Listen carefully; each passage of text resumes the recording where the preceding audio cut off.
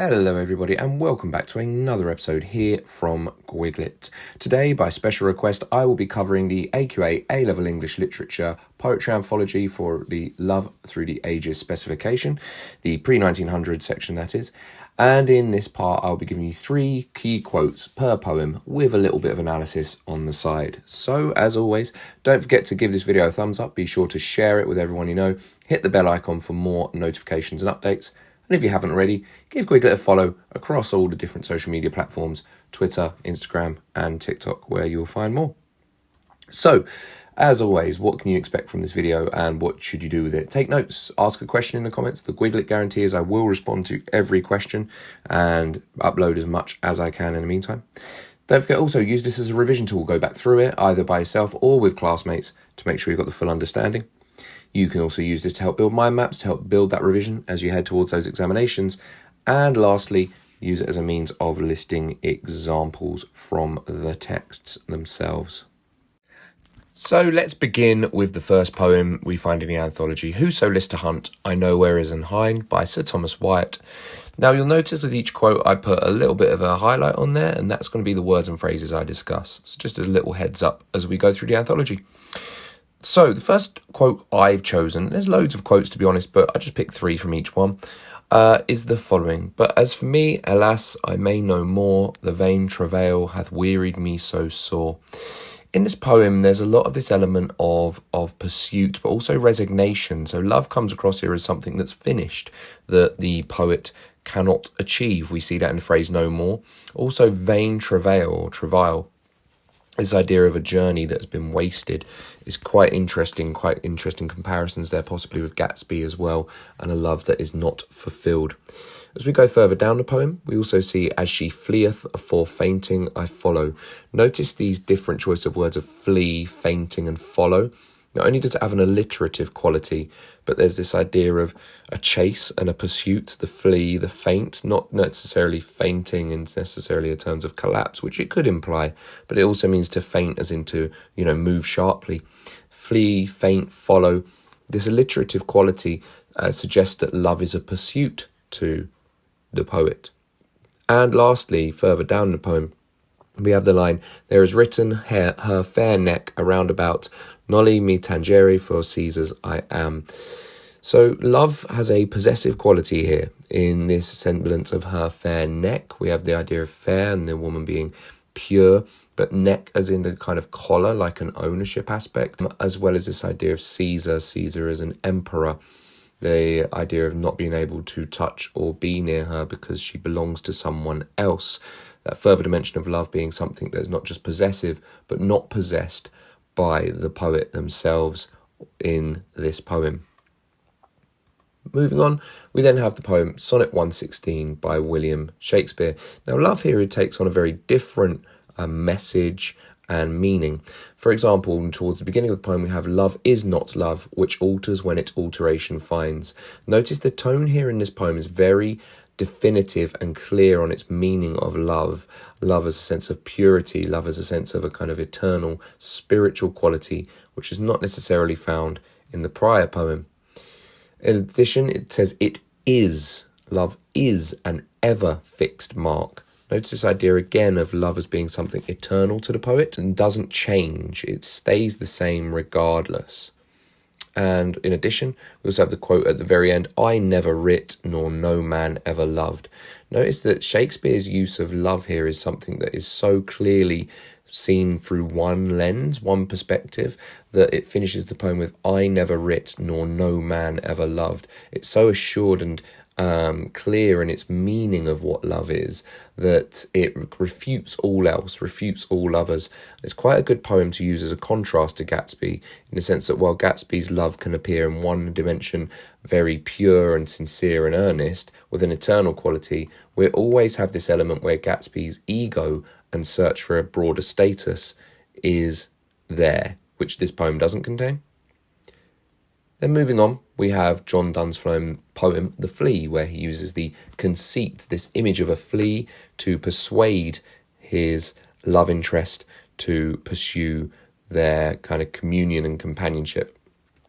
So, and in this Flea, our two bloods mingled be. Now, I've selected the phrase two bloods mingled because blood is in terms of an intensity of love, but blood is also passion. And he uses this element of blood as a conceit to bring the two together, that they have joined together already so that they should pursue this further. Also says, and sacrilege, 3 sins in killing 3. I quite like this quote here later on in the poem. Sacrilege, the idea that to not fulfill his pursuit of her is something against God, but also that in the idea of killing the flea, not only does it end the blood that they share together and the blood of the flea, but killing 3, I think there's kind of a veiled reference there to the Holy Trinity of killing 3. It's sacrilege, you'd be killing God to not commit to one another.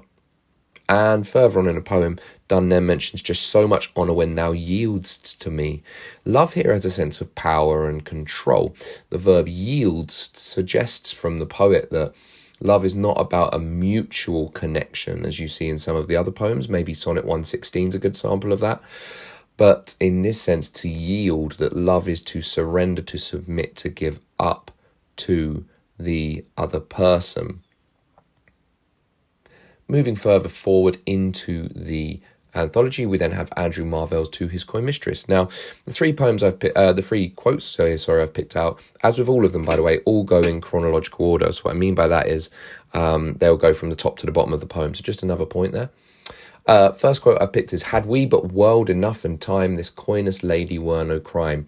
Instantly, the readability of it, the tone of it is playful, it's innocent, it has this sense of a kind of lilt to it, like a natural rhythmic quality. Marvell here uses proper noun of capital W for world, capital T for time, saying that these great concepts, had we the whole world, had we the whole of time, then restraint wouldn't be a problem. So much the same as other poems in the anthology, he's trying to persuade the love interest to commit to one another here, in a persuasive sense. Coyness here is an important sense of restraint from the woman, restraint from the lady, something again here that has real parallels with Gatsby and his pursuit of Daisy Buchanan. Further on down the poem, he mentions an age at least to every part, and the last age should show your heart. Here, Marvell does something that's rarely found in the anthology, where it has this kind of devotional tone and aspect, but uses the image of time to devote his physical adoration of the love interest. Notice the capital A on age each time, an age like an era, an age to every part of the body, but then the last age, notice that superlative, the last age to show to your heart. He shifts the tone and focus from the physical to the emotional in that semblance. And the last quote I have here is, and tear our pleasures with rough strife through the iron gates of life. Here the poem shifts as the poem progresses to a sense of what we'd call carpe diem, this idea of living in the moment, and love should be something and lived in the moment, the passion of love, the tear our pleasures, contrasting with this idea of iron gates, this idea of almost a chaste, restrained aspect in oneself in the poem.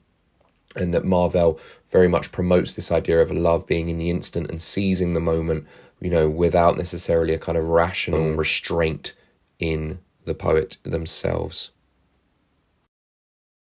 We now move on to the poem The Scrutiny by Richard Lovelace. Here, the element of persuasion is still very much in the art of the love itself from the poet. However, the persuasion takes on a slightly different tone and intent. Here they begin with this notion of, have I not loved thee much and long? Notice this semblance that the poet is calling for them to have a sense of freedom apart from one another, freedom from one another in their love. And the love kind of here is mentioned in a quite offhand dismissive sense, the phrase much and long. It doesn't have this particular kind of intensity to it at all. It seems quite factual and cold.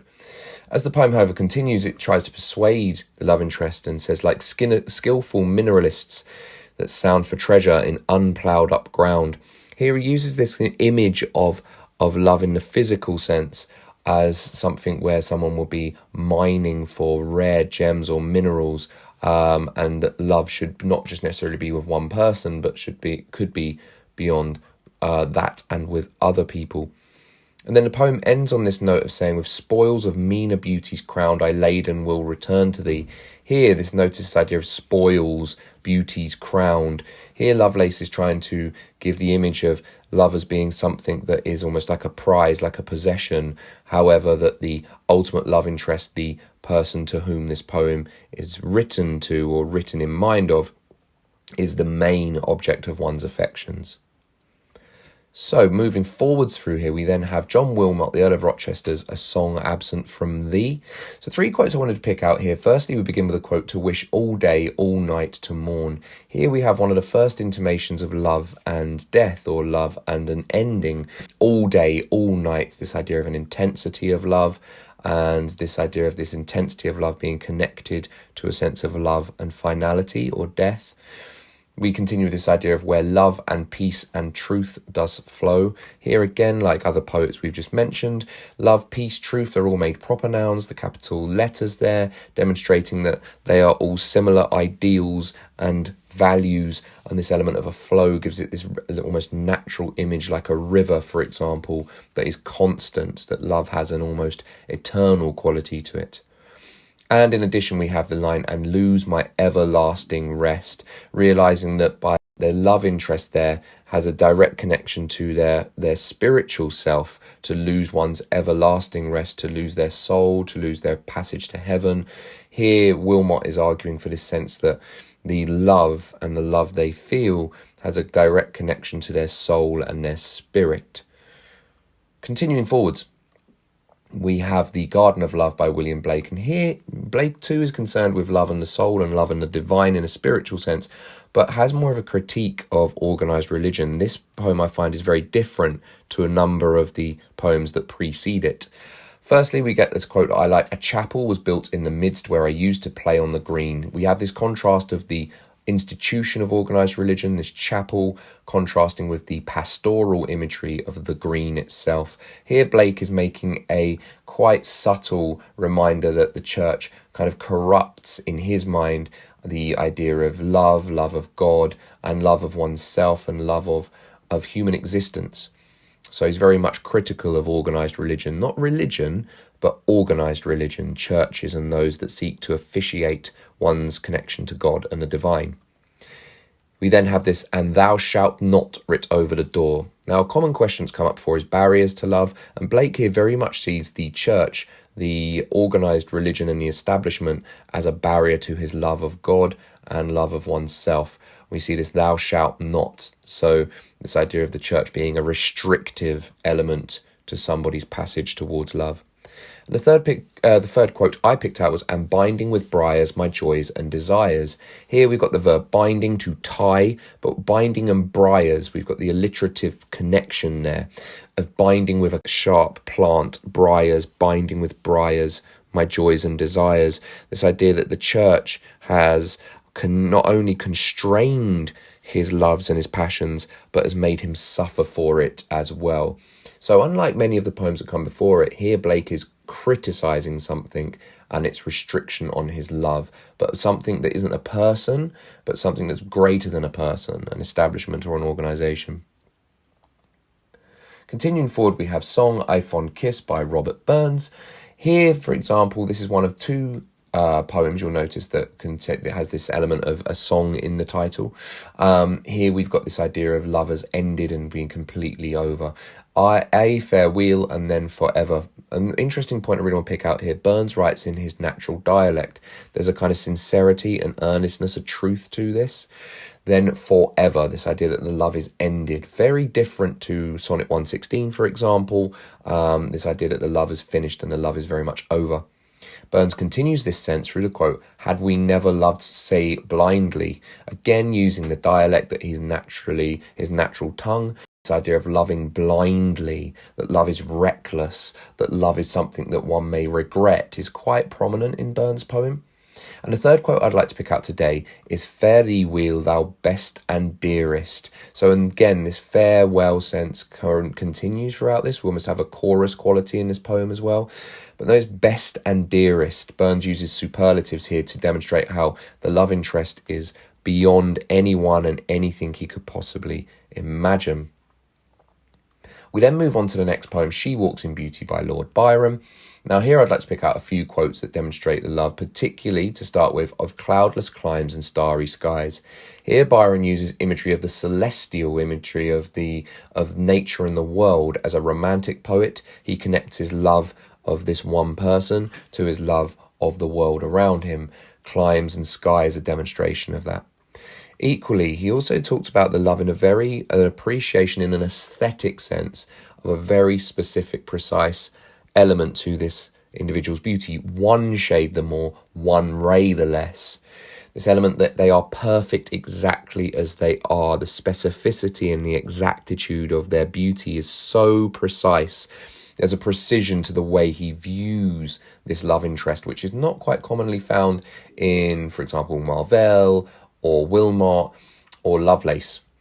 Equally, I really like this quote here, and on that cheek and o'er that brow, that specificity continues. His love and desire for the love interest is very much in their looks, but he talks about them in ways that aren't particularly orthodox. He almost appreciates them in a very visual sense. The cheek, the brow. He goes into great detail of how much he appreciates this specific individual. Continuing forward, we then have Christina Rossetti's Remember. I think it's quite an important point here to mention that while a number of these poems either take on the voice of a woman, or they will, for example, refer to or describe in great detail a female love interest, this poem is the only poem that is actually written through the lens of a woman. So it's just an important point to notice there, particularly for context, year assessment objective 3. First quote I've selected is, when you can no more hold me by the hand. Notice this phrase, hold me by the hand, the intimacy of the love. It's a quite gentle love. It's a love that could be extended not just between lovers, but a love that could be extended to a platonic sense, to family members, for instance. So Rossetti really focuses on this intimacy of love. And afterwards, remember, do not grieve. So again, it gives, like other poems, it has a very commanding tone to it, but this idea that you should almost not hold on, that love shouldn't be something held on to not grieve the love. As Rossetti continues this with, better by far you should forget and smile. So better, forget, smile. This idea that love's true freedom is in almost leaving a semblance of the love itself. A poem that has a very different tone to a number of the poems that have come before it, but works very well, particularly if you look at this idea of grief and love, loss and love. That's for something that can very much come up, particularly when we consider Gatsby. Our next poem is The Ruined Maid by Thomas Hardy, and this is the first of two Hardy poems. Here, Hardy takes a satirical look at the idea of a woman's self-improvement through unorthodox means and this idea of her having changed. Like Burns, Hardy uses a dialect, but which we'll come on to. He refers to a woman who is tired of digging potatoes and spudding up docks. This takes on a very deliberately rural setting, something Thomas Hardy was very much interested in. And what's quite interesting in this is this sense of this woman's change and transformation in love. I like to compare this poem a lot to Gatsby and the transformation of him becoming James Gatz into Jay Gatsby. It's quite a nice one to compare this to, should a question like that arise. We then also get Now You're Talking Quite Fitsy for High Company. So that dialect I mentioned before, that rural rustic dialect really comes through. And your little gloves fit as on any lady, that this woman who has pursued wealth through unorthodox means has become someone higher than her own station, that love in a very specific sense has transformed this woman's fortunes, is quite telling. We then move on to the second poem, which takes on a very different tone of Thomas Hardy's At an Inn. Inspired by personal events in Hardy's own life, here he recounts an unrequited love between him and a woman he could not be with. Here we get this idea of the love that's not very much fulfilled. Veiled smiles, hidden smiles bespoke their thought. This idea of veiled and thought, that they are hidden, they are restrained in what they have to do and how they are outwardly, that they cannot fully commensurate their love for one another, is continued later in the next quote. Yet never the love light shone between us there. This idea of never and love light shining between, that there's a separation, that this love has a massive barrier between it and a wall between it that can never fully be reconciled. Equally, this idea of love lingering numb. Of all the poems in this anthology, of the 14 poems in here, I feel this is the one that really has this sense of unfulfilled love, and this goes quite tonally well with one of the later poems that I'll mention soon. The idea of love lingering, love being numb, is very much at odds with some of the previous poems where love is something of passion and intensity. Continuing forward, we then have La Belle Dame sans Merci, which is a ballad by John Keats, and here this idea of love as destructive comes up quite often. We have this cyclical nature of this, where the sedge has withered from the lake and no birds sing, a phrase that is at the beginning and the end of the poem, so the poem comes on with this cyclical nature in itself, and that love is destructive, that the knight-at-arms who's alone and palely loitering has now become someone whose own nature around him has become destroyed in and of itself, that the love is corruptive and corrosive.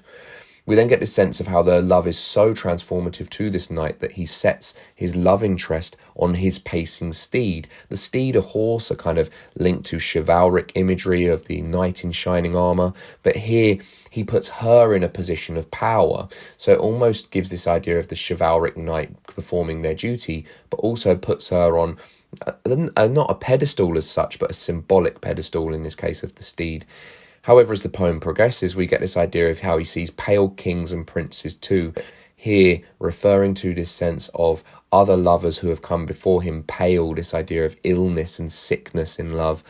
But they're not just anybody, they're kings, they're princes, that this love interest has enraptured and entranced these other people before himself. And then we get the final poem here, Non sum qualis eram bone sub regno Sinara, by Ernest Dowson, and here we really get this culmination of a destructive love, as I was mentioning before in a Hardy poem. He mentions about how betwixt her lips and mine there fell thy shadow, that he is completely enraptured by this Sinara figure, the shadow of her falling, that this idea of shadow, something that's all consuming and is always there, that this love that cannot be fulfilled is constantly on his mind. Even when he is with somebody else, between the lips of this other lover and himself, this shadow lingers. They then reference to put thy pale lost lilies out of mind, so talking about the sonara and the lilies, connecting the two. Lilies as a flower often has connotations of death, so we again get this link between love and death, and the end of the love that he once felt for the one he still is faithful to in his fashion, as he references in the poem. And lastly, we get I cried for madder music and for stronger wine. Here we see this kind of nihilistic element to love, that this love for this person he can never be with has destroyed the poet to a sense where they cried, madder music, stronger wine, that love has a very destructive element in terms of how it has left this particular poetic voice. So that concludes the entirety of the anthology. Thank you as always for tuning in. Be sure to like, share and subscribe. Any comments, please drop me a comment. I will happily reply to them. Don't forget to search Gwiglet across all channels. Hope that's been useful. And until next time, all the very best. Take care and bye-bye.